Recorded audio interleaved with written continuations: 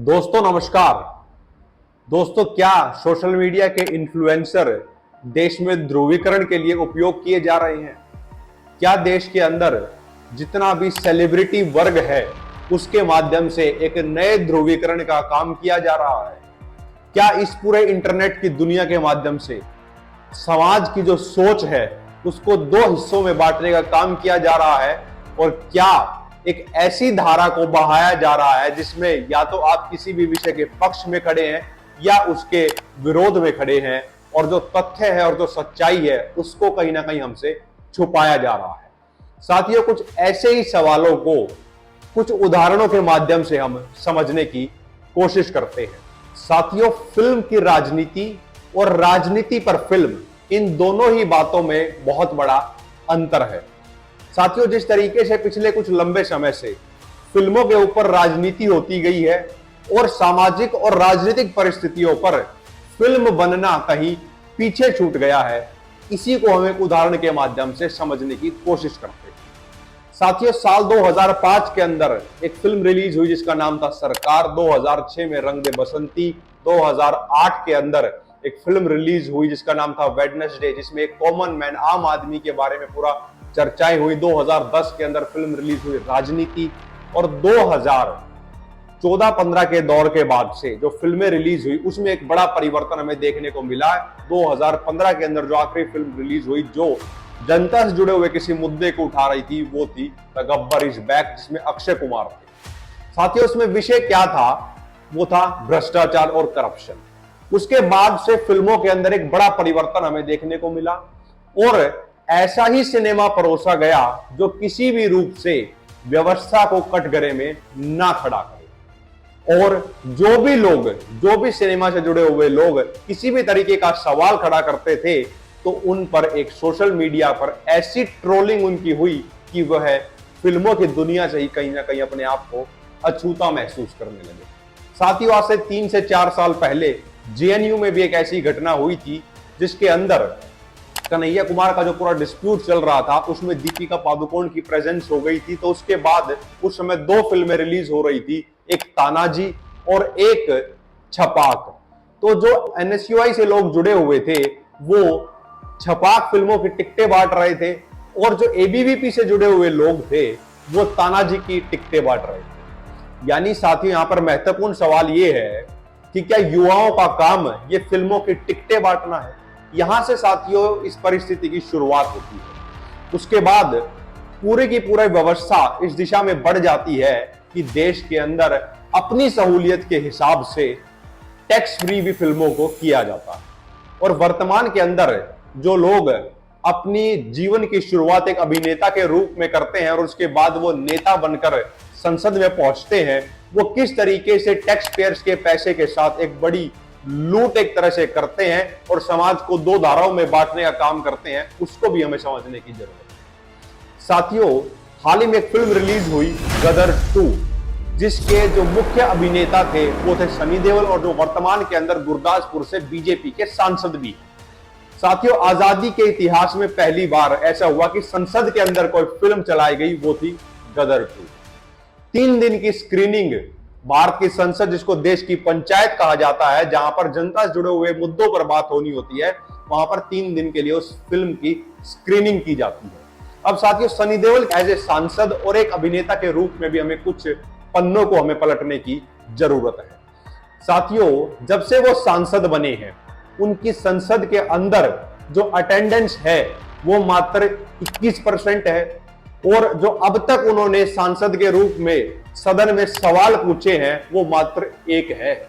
और वह उसी के समानांतर सनी देओल के ऊपर जब कर्ज चल रहा था, उनके ऊपर लगभग 56 करोड़ रुपए का कर्ज था जिसको लेकर बैंक ऑफ बड़ौदा का नोटिस आ गया और उसके बाद 24 घंटे के अंदर मात्र बैंक ऑफ बड़ौदा ने उस नोटिस को टेक्निकल इश्यू कहते हुए वापस ले लिया। एक ऐसे अभिनेता की फिल्म जो एक तरीके से बैंकरप्ट हो चुका है, जनता का पैसा बैंक में से लोन के रूप में भी ले रहा है और जनता के पैसे से रिटायर हो जाएंगे जब संसद से बाहर रहेंगे, सांसद नहीं रहेंगे, सैलरी वर्तमान में ले रहा है और सांसद नहीं रहेंगे, उसके बाद पेंशन लेंगे और पैसा चुका नहीं रहे हैं बैंकों का। ऐसे लोगों की हम फिल्में संसद में दिखाकर क्या संदेश देना चाहते हैं और क्या हमारी प्राथमिकताएं हैं, इस पर भी हमें सोचने की जरूरत है। साथियों, हाल ही के अंदर एक और ऐसी घटना हुई और जिसके अंदर जो अभी वुमेन्स रिजर्वेशन बिल पास किया गया, उसमें भी बॉलीवुड से बहुत से लोग संसद में आए। संसद को सबको देखना चाहिए क्योंकि वहां पर हमारे देश की नीतियां बनती हैं और देश की दिशा क्या होगी तो संसद से ही तय होता है। लेकिन जिस तरीके से उस बॉलीवुड की उस पूरी लॉबी को वुमेन्स रिजर्वेशन बिल के लिए कहीं ना कहीं मार्केटिंग के रूप में उपयोग कर लिया गया, सब उसके प्रचार में लगे हैं। क्या सही मायने में जो लोग उसका प्रचार कर रहे हैं वुमेन्स रिजर्वेशन बिल के बारे में पूरे तथ्यों के साथ जानकारी जानते हैं? इस पर भी हमें सोचने की जरूरत है। और साथियों, फिल्मी दुनिया के लोग जितने भी राजनीति में आए हैं, चाहे वो किसी भी राजनीतिक दल में क्यों ना हो, वह सब के सब मूलतः संसद को एक ध्रुवीकरण के रूप में ही उपयोग करते हैं, जो कि हमारे नेशनल इंटरेस्ट में किसी भी रूप में नहीं है। मैं ऐसे ही कुछ और उदाहरण भी आपको देना चाहता हूं। साथियों, बंगाल से एक सांसद है नुसरत जहां, उनकी जो उपस्थिति है संसद के अंदर वो 22% है और जो हंसराज हंस है उनकी संसद के अंदर उपस्थिति लगभग 41% है और 2022 के अंदर वह घटकर मात्र 31% रह गई थी। उसी के बाद मिनी चक्रवर्ती जो भी सांसद हैं, उनकी भी संसद के अंदर जो उपस्थिति है वो मात्र 24% है। अब साथियों, जो अभिनेता से नेता बनने की दुनिया में आए हैं तो उनका मूल काम क्या है, हम इसी बात से समझ सकते हैं कि वो संसद में जाते ही नहीं है। वहीं दूसरी ओर जब आप औसतन देखेंगे कि देश की नेशनल एवरेज क्या है सांसदों की संसद में उपस्थित रहने की, वो है 79%। और इन सब की नेशनल एवरेज से कितनी नीचे है, इस बात का आप अंदाजा लगा सकते हैं। तो साथियों, ये जो ध्रुवीकरण एक तरीके से किया जा रहा है, इस पर हमें गौर करने की जरूरत है।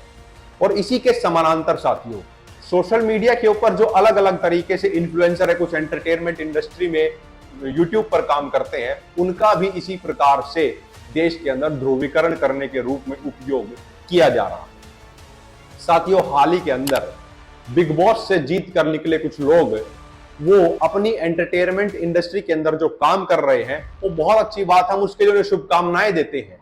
लेकिन जिस तरीके से वो बात बात पर धर्म की चीजों को बीच में लाते हैं, क्या वो लोग सही मायने में हिंदू धर्म के बारे में जानते हैं? अगर जानते हैं तो उसके समानांतर जब आप उनका यूट्यूब के ऊपर कंटेंट देखेंगे तो वो किसी भी तरीके से नहीं लगेगा कि वो हिंदू धर्म को सही मायने में जानते और समझते हैं। साथियों, हाल ही में एक पंजाबी सिंगर ने भी भारत के नक्शे के साथ छेड़छाड़ कर हमारी नेशनल सोवरेनिटी, हमारी संप्रभुता को ठेस पहुंचाने का काम किया। इसमें कोई शक नहीं है, जिस तरीके का मैप, जिस तरीके का भारत का नक्शा उस सिंगर ने अपने इंस्टाग्राम पोस्ट पर जारी किया, ये पूर्णतः एक तरह से नेशनल इंटरेस्ट के खिलाफ है और हमारी संप्रभुता के भी विरुद्ध में है। साथियों, लेकिन इसमें एक महत्वपूर्ण बात यह है कि ये जो पोस्ट की गई थी इंस्टाग्राम पर, वो पोस्ट किया गया था 23 मार्च को। तो इसमें सवाल यह है कि 23 मार्च को जब ये पोस्ट हो जाती है, उसके बाद इतने महीनों तक इस पूरी स्थिति पर कोई कार्रवाई क्यों नहीं की जाती है, इस पर भी हमें सोचने की जरूरत है।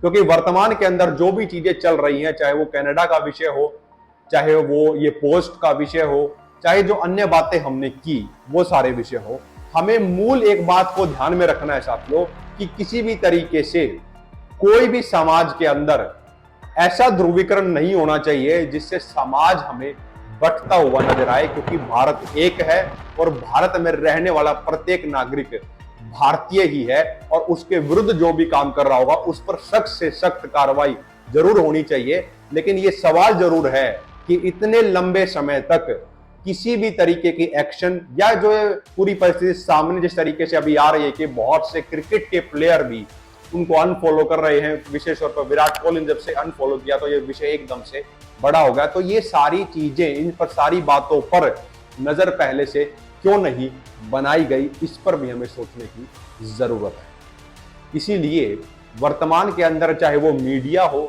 चाहे वो यूट्यूब हो, चाहे वो और कोई सोशल मीडिया प्लेटफॉर्म हो, उसके अंदर जो देश के अंदर दो धाराएं बना दी जा रही हैं ध्रुवीकरण और अपने राजनीतिक हितों को साधने के लिए, और जो पक्ष है, जो मुद्दे हैं वो कहीं ना कहीं निकल रहे हैं, उस पर हमें गौर करने की जरूरत है। और हम सभी को एक ही विषय को पर महत्व देने की जरूरत है कि हमारे मूल मुद्दे क्या हैं, और ये अभिनेताओं की दुनिया से निकले नेताओं को कहीं ना कहीं जवाबदेह बनाने की हमें जरूरत है, क्योंकि टैक्स पेयर के पैसे से ही ये लोग अपनी वर्तमान में तनख्वाहें ले रहे हैं और उसके बाद जीवन भर उसी टैक्स पेयर आम जनता के पैसे से ही ये लोग पेंशन लेने वाले हैं, बावजूद इसके जबकि संसद में इनकी उपस्थिति एवरेज से भी कम है। साथियों, आप सब ने मुझे सुना, उसके लिए बहुत बहुत धन्यवाद। चैनल को सब्सक्राइब करें, कमेंट सेक्शन में अपना फीडबैक जरूर दें। बहुत बहुत धन्यवाद। जय हिंद।